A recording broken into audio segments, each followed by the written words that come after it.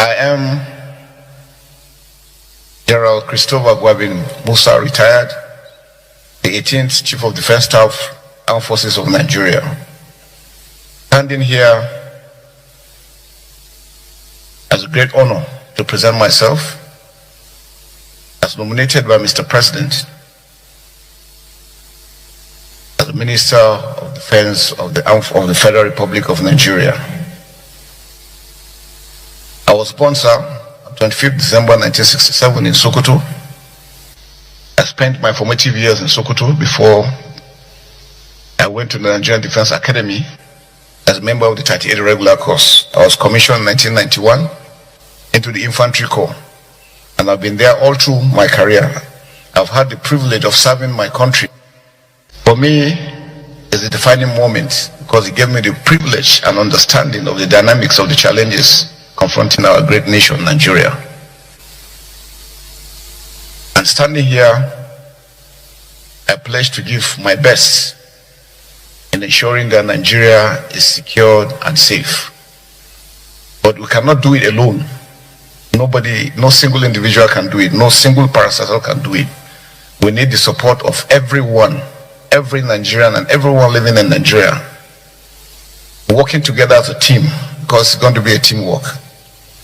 The enemies we are dealing with are evil forces that don't mean this country well, and they have no respect for human life. They do not at all. They are, in fact, where they get their strength is their ability to run when you attack them, especially around Sokoto area. They enter Niger, and once they get to Niger, you can't touch them until they come back in. And that's why I said it's important that for the multinational joint task force in Gemena, we need to also build up their capacity to hold up down towards the border with Mali and Burkina Faso, because we're beginning to have those, and that's why we're having those incursions into Kwara, coming down southwest, and we must stop them not to get further than that. I think action has already been done and put in place.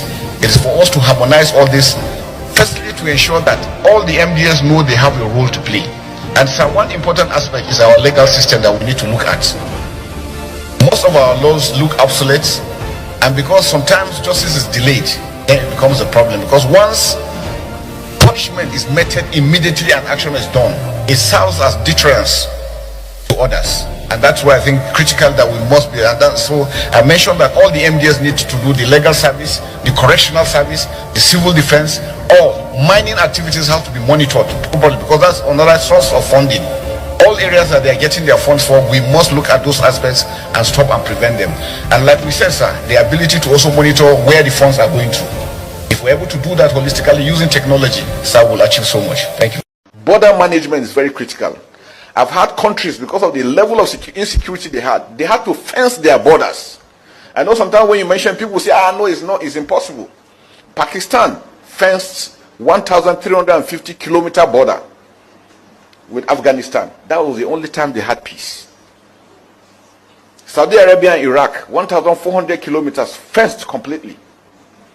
Can we start thinking of fencing our borders? We have 1,500 kilometers with Niger Republic, 1,900 kilometers with Cameroon. Chad is there.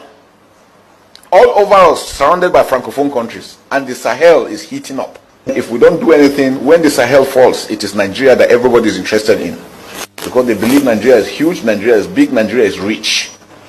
And that is what we should start thinking about.